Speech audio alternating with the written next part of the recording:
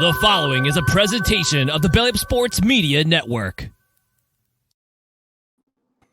What is up, everybody? Welcome to the Uptempo Podcast. I'm your host, Dustin Smith, joined as always by the Mobile legend, my boy Blake Lane. And we are fired up tonight to talk a little spring football, man, a little switch up from the basketball that just ended, the baseball. And who better than to do it? Y'all know him. Get your weight up. Mr. Ike Jones is in the building. Ike, holler at the people. How you doing, buddy?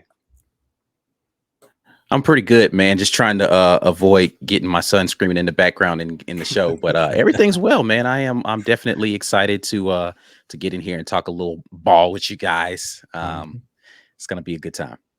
No, don't worry about that, man. Blake's daughter's featured in many episodes in the background. Hey, So man, you gotta do what you gotta do, man. It's that string life. Yeah. It's all good, man. Everybody with kids will understand it. But yeah, man, just been a lot of crazy storylines coming out of spring. I know we had that scrimmage Friday, and your boy Mike G posted some of the things that he saw. Jarquez with a big run, and so let's be clear, because I don't want to get us in trouble. Not things he saw. He was not there. There was no media allowed in the building. It was just reports that we got out of, because I ain't trying to get nobody in trouble. Mike G was not there. Someone reported to him, and then we reported those findings. So let's just be clear about that. Yes, sir. Got you.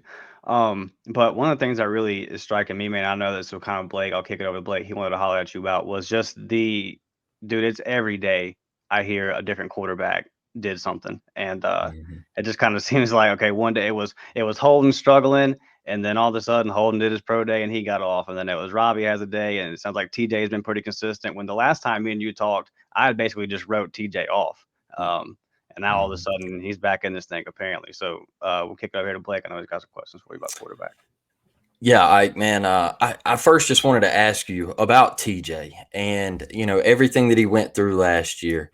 And how was the team responding to him deciding not to hit the transfer portal? That was a big deal to me. I said it last year.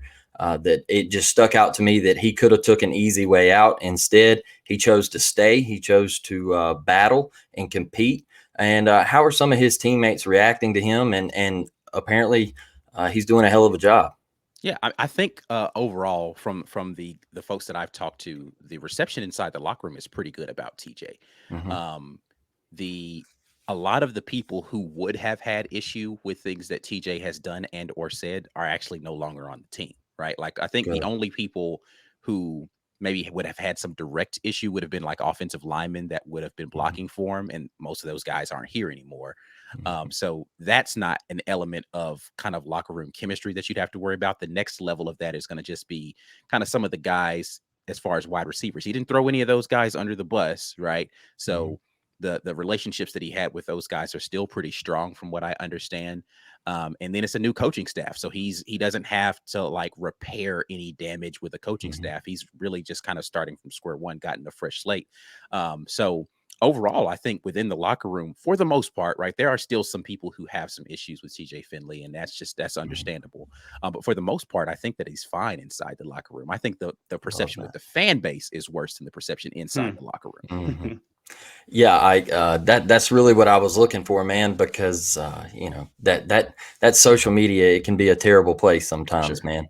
But I saw a tweet the other day from Robbie, and he said that we're just having fun, man.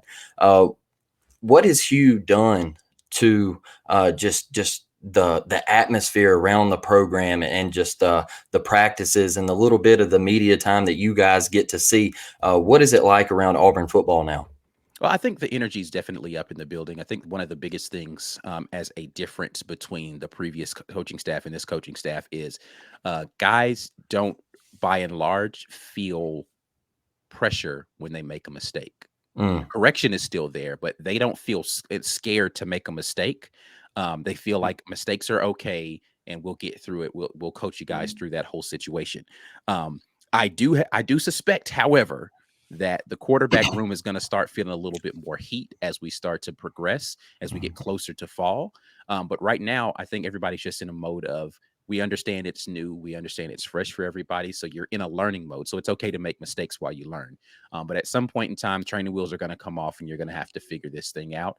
And I don't think we're quite there yet, but I do think we are quickly approaching that point. So the third guy, Holden, man, everybody goes just ballistic about the pro day that he was just out there throwing darts and everything. And then you hear some stuff that the practices haven't been going that great. And then he comes out after pro day and has one hell of a performance. What are some things about Holden, man, that are going down at practice? Yeah, I think the thing for Holden is really just confidence, right? I Yeah. think that people forget that it's a real thing that the speed of the game is going to be different from high school to college. And despite Mhm. him having gone through last year, he didn't get any game snaps and he wasn't getting first or second team reps. He was getting some second team reps after the injuries happened. And the one game he got in Missouri, if you go back and you watch that tape, he did look like a freshman. Like he Yeah. looks like a guy that kind of deer in the headlights. Like he made some completions, but he didn't look comfortable out there. And I Mhm. think that if you were to encapsulate that Missouri performance, that's really what the first couple of weeks of spring camp had been like for Holden, where it's like he's Good. still looking like a freshman.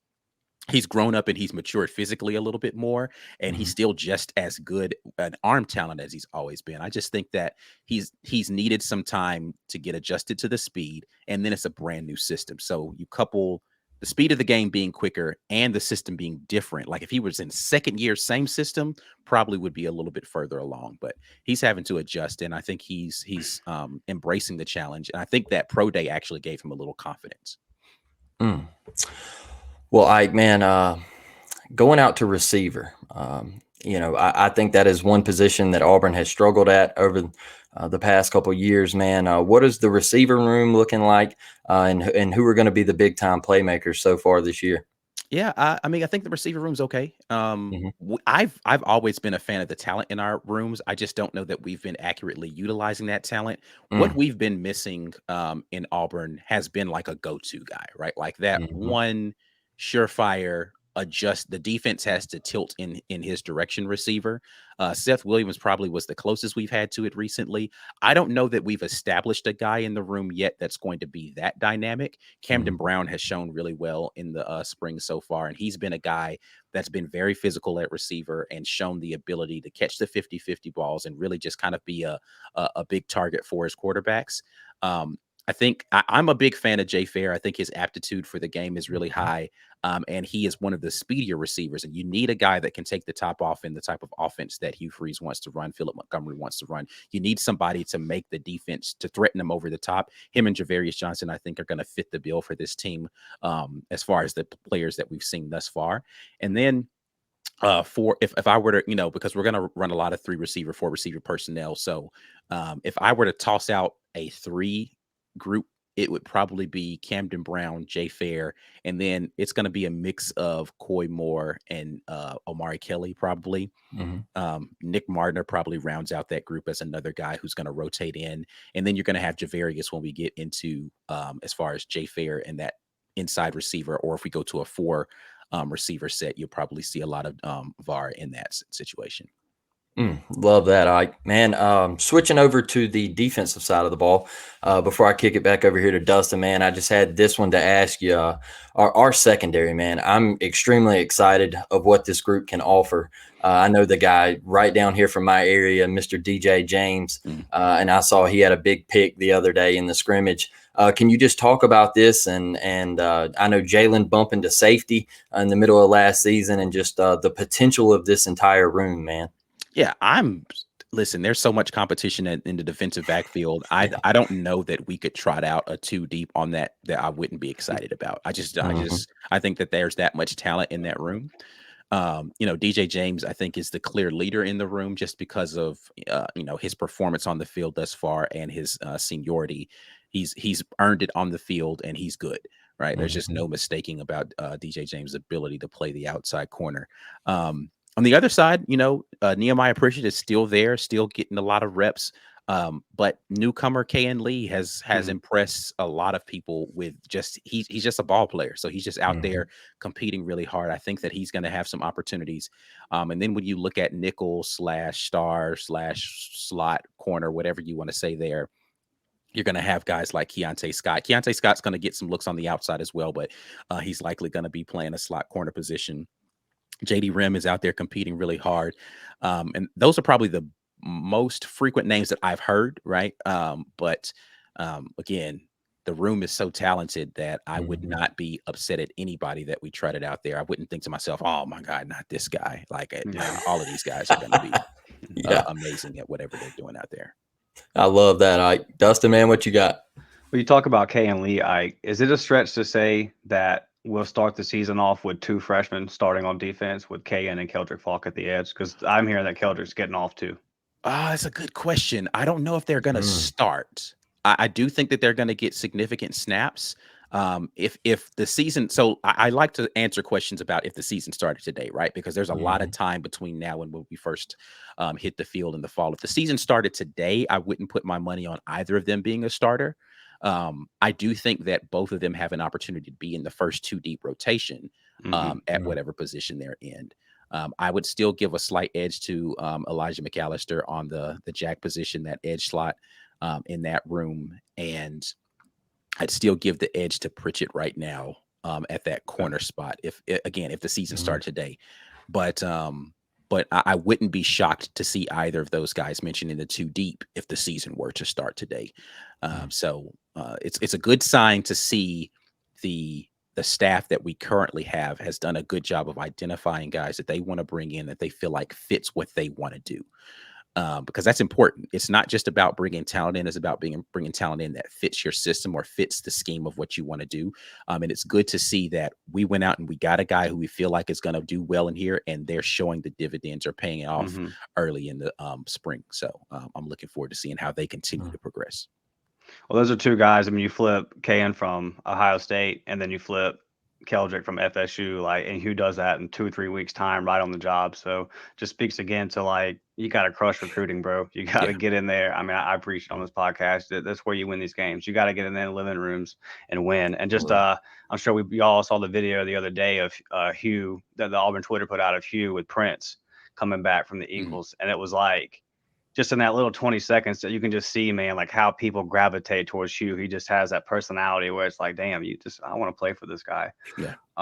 So, but I'm excited that you go in there, flip Keldrick, like you said, right now, probably already on the 2 deep. Something that stuck out to me about defensive line was 3'10" or 310-pound Jeffrey Imba is moving over to edge. Or not edge, but the defensive end position. Yeah. And me and you kind of talked about where he was going to fit last time in this Ron Roberts scheme. What do you think about him over there at the end? Yeah, I mean, so first of all, let's talk about what that is in the scheme, right? So defensive end is just really kind of the opposite side from that jack, right? So you have a rush end and you have a defensive end. It's still kind of a D tackle in most 3 down situations. You're going to have your nose, you're going to have your defensive tackle, which is going to be usually the guy between your nose tackle and your jack, and then the opposite end, which is not your rush end, but the defensive end on the other side is going to be the D end in that scheme. And that's where Jeffrey Imba is playing right now. And I think this is a good fit for him just because of his physicality. He's still got a lot of work to do. You know, people forget he hasn't played a lot of football in his life. But physically, he's just a guy, man. He's just a dude. So you want to find a way to get guys like that in there and let them take their lumps. I think that's a big thing too that I want a lot of people to be aware of and have a little patience for is we might play some guys that are inexperienced and they're going to do inexperienced things because you need them to get reps to be able to be better. And so they're going to go out there and they're going to play people with talent who might not have played a lot of football because you need them to be out there and improve themselves. And there's not, you can simulate it all you want to until you're out there in the game. It's just not going to be the same. And Jeffrey Imba needs snaps. So hopefully he'll get his opportunity to get those snaps coming up here in that first couple of games where we're hopefully to this has been an Achilles heel for Auburn the last 2 years specifically. The games you're supposed to go out there and kill people and then get all of your people who've never played time in the second half. We haven't had a big enough lead. And so they end up not coming in until like into the fourth quarter and the snaps are going to be limited. Hopefully we go out there and we absolutely obliterate the first couple of people in the first half of the game and you get an opportunity to work some other people in for those snaps early in the season. The Georgia State and San Diego States of the world. Yeah. Listen, man, we've got to figure out how to be better at They don't have as much talent as us.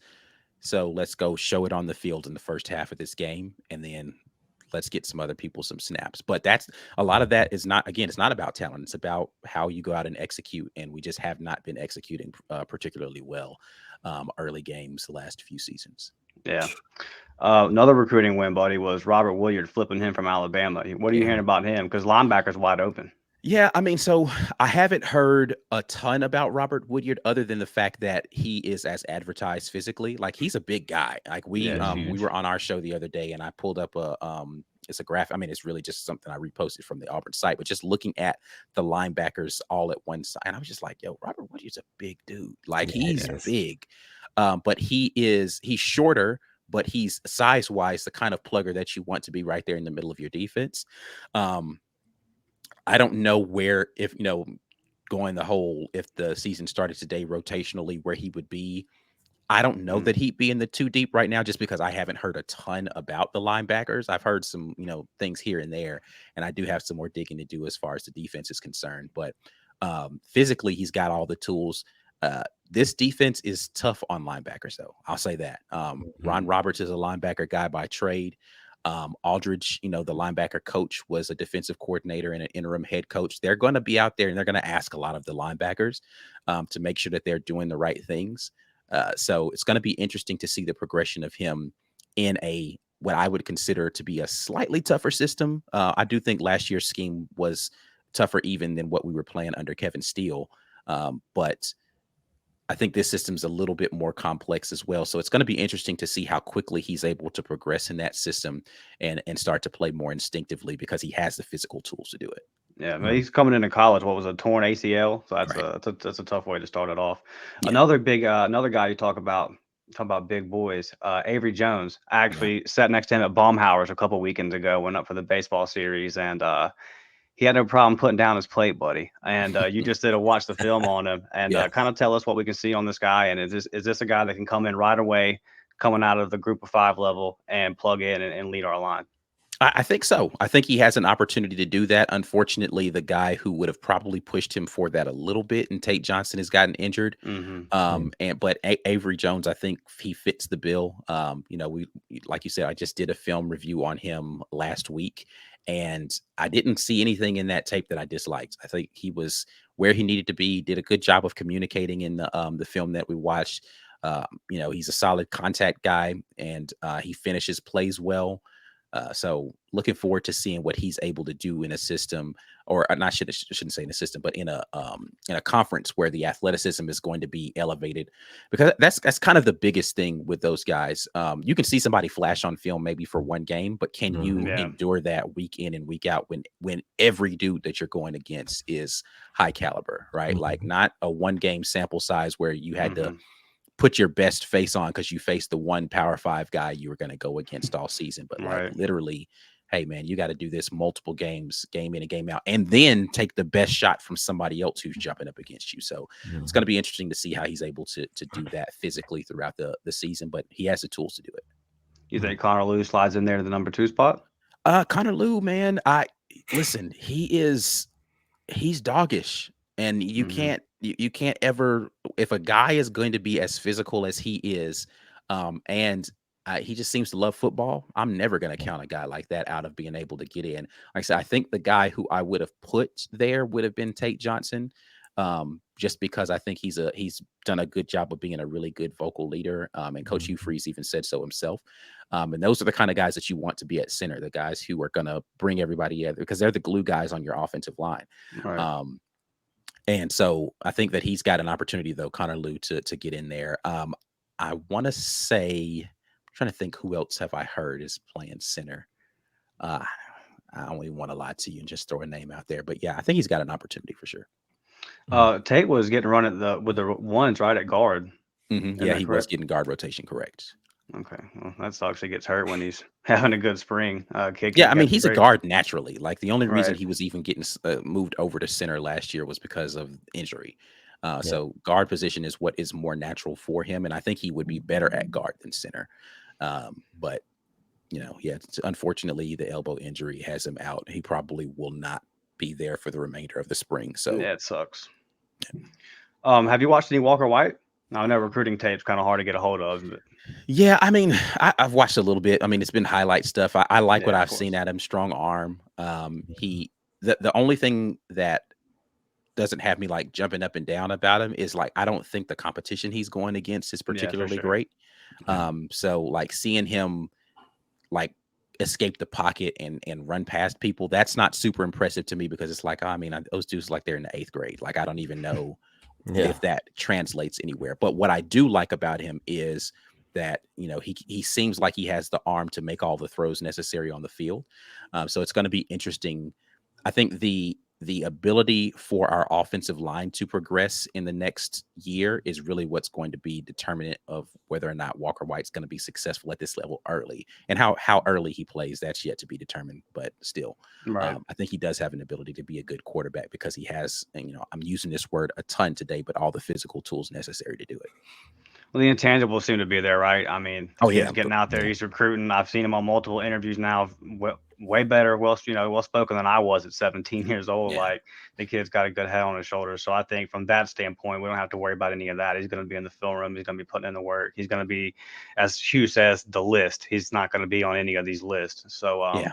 I think that's one, honestly one of the bigger things for your quarterback, though. It's yeah, just for sure.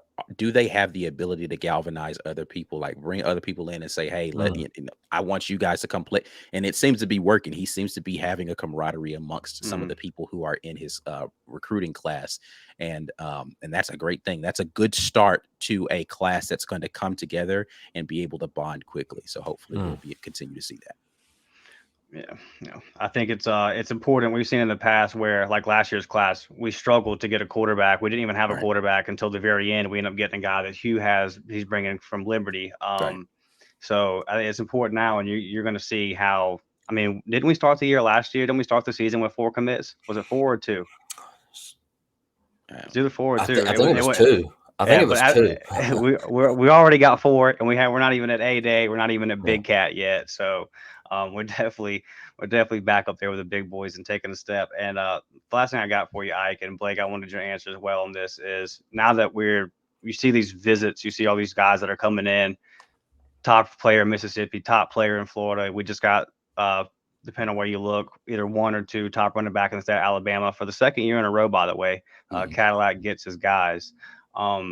And Blake, I want your answer as well, and I'll give mine first. Is there a prospect out there right now that if the recruiting genie just came to you and said, "Hey, man, you can have this guy," who would it be? For me, I'm gonna say it's close with Cam Coleman, but I'm gonna say Jonathan Daniels, the 6'5", 290-pound tackle out of my hometown here in Pensacola, Florida. On3 has him as the #1 tackle in the country.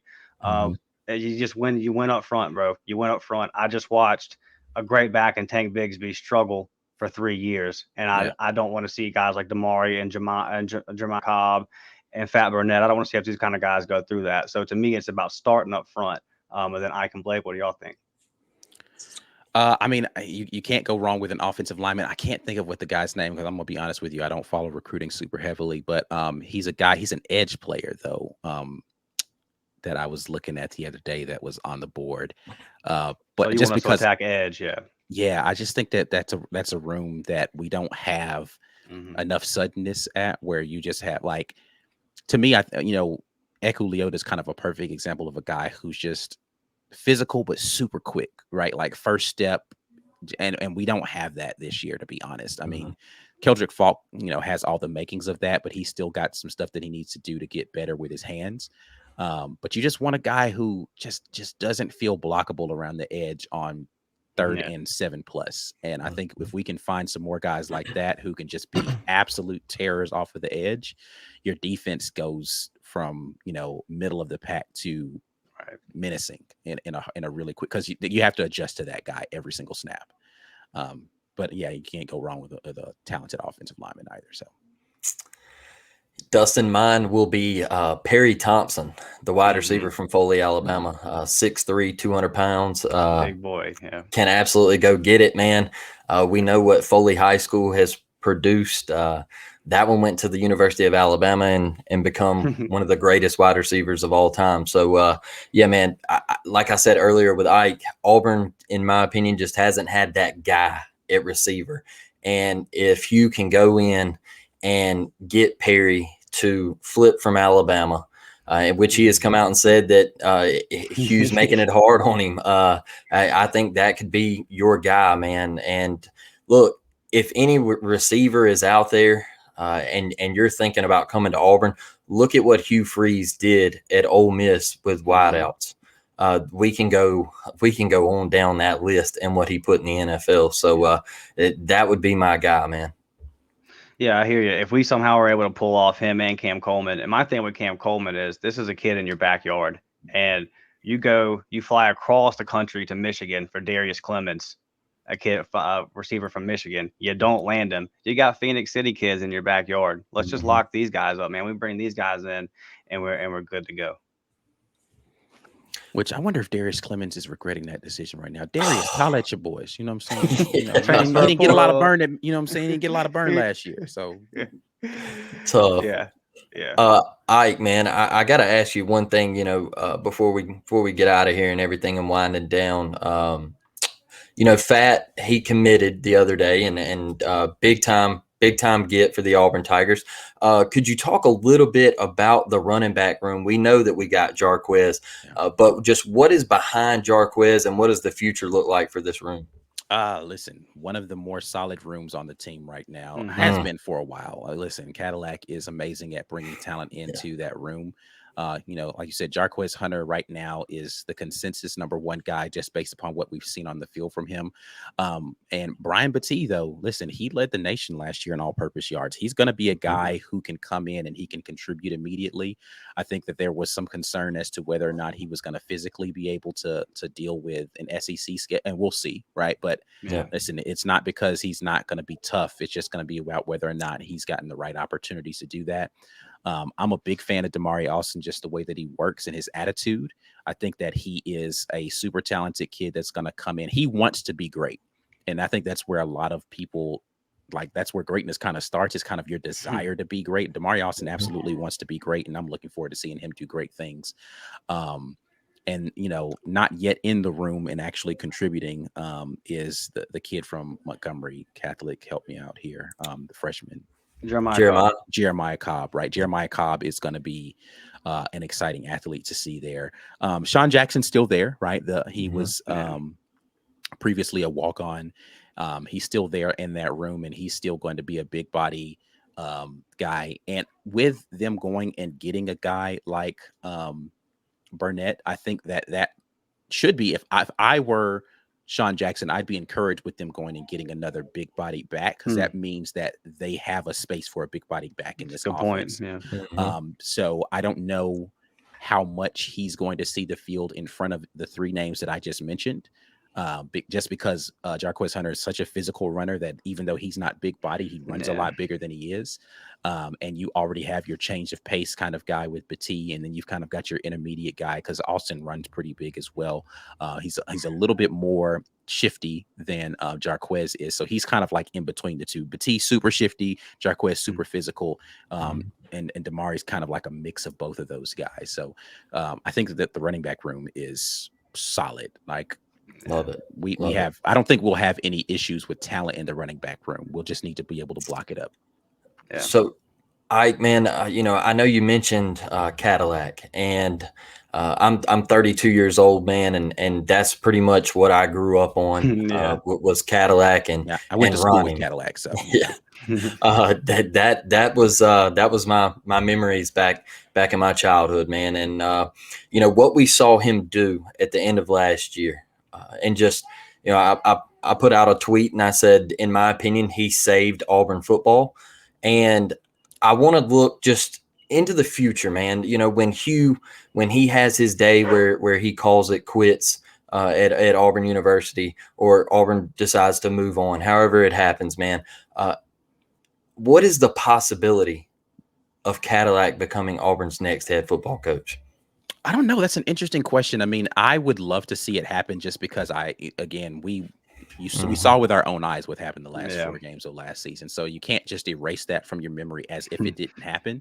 You know, I talked a little bit about on our show on the weekend tailgate recently about how I feel like Cadillac is embracing the idea of being more than a running backs coach. Yeah. Prior to what happened at the end of last season. I think he was just committed to saying, I'm going to be the best running back coach that Auburn could ever imagine to have. And he's done an amazing job at that. But I think seeing the opportunities of being more and embracing that opportunity and really I think he kind of fell in love with it, honestly. So, I do think that that's something he's going to aspire to, and hopefully he continues to gain whatever knowledge is necessary to run a program, because that's really the biggest thing for him. It's not whether or not you have the X's and O's right, because a lot of head coaches aren't really great X's and O's guys. I think that's kind of overrated as long as you can get good coordinators. It's really about how well do you do all of the things to manage the people. And that's, I think, where Hugh Freeze shines really well, is he manages the people really well. And Cadillac just needs to kind of understand how to manage the people a little bit better, understand what his schedules are going to need to be in order to be efficient with his time, because there's a lot of stuff that's going to be thrown at you. And then managing an effective recruiting program, like not just being a lead recruiter, but being a guy who can manage an effective program that understands how to do roster management for multiple rooms that you might not be familiar with. So if he continues to grow in that vein, which I think that he is consistently taking on that challenge right now, he absolutely could be a head coach. The question is going to be whether or not Auburn is going to trust him as a first-time head coach, whether or not he's going to have to go somewhere else and coach before they'll say, hey, let's bring this guy in. I hope that's not the case, because I don't want to have to lose Cadillac for a couple of seasons before he comes back. We'll see. Love it, man. I absolutely love it. Dustin? I just to follow up on that, and then we'll get out of here. I think that's a good possibility, though. I think the Cadillac opened some eyes nationally, and I wouldn't be surprised if something didn't work out with Mr. Dilfer at UAB, or guy at Troy. He's going to be well sought after. They have another good year. One of the spots like that opens up. I definitely could see Cadillac slide in there, getting the job. Unfortunately, I think that's going to be part of it, but I do think after what we saw, he'll lead us one day. Hopefully it's a long ways away, though. Hopefully Hugh has 10, 15 years, and we put up one of the we bounce back, because I mean, what is it? It's 9 straight years of at least 4 losses. I mean, I'm sick of this shit. Same. I can't say that it's been fun for me either. So Well, Ike, man, look, we really appreciate you joining us, man. And we just wanted to give you the floor, your final thoughts, man. Plug your show with the War Rapport for some of our listeners who might not know you guys. Yeah, man. If you aren't familiar, the War Rapport is everywhere out here. It is WARRAPPORT, War Rapport. You can follow me at TWR Ike Jones on Twitter. But we're everywhere. YouTube primarily. We're on podcasts as the Auburn Express. So that's our podcast that we put out there, so you guys can listen to us on pod there. And man, just talking Auburn sports, and mostly football and basketball. We'll dabble in some of the other stuff, but mostly football and basketball. A lot of great information, good times, good laughs, a lot of stupidity, but hey, we having fun. Love it, Ike. Dustin, I always let you get your final word in, man. What you got? We did it earlier on the baseball podcast, but we'll let Ike get in on the fun. One final shout out to Nate Oates and the Alabama basketball team on your tournament run. T's and P's. I hate that happened to you guys, and you still haven't made a Final Four. To quote the GOAT Ike here, you're broke and you're ugly. Hey, listen, it is what it is. Well, we appreciate each and every one of you for joining us tonight. We will always leave you guys with a War Damn Eagle, and we are out of here. Peace.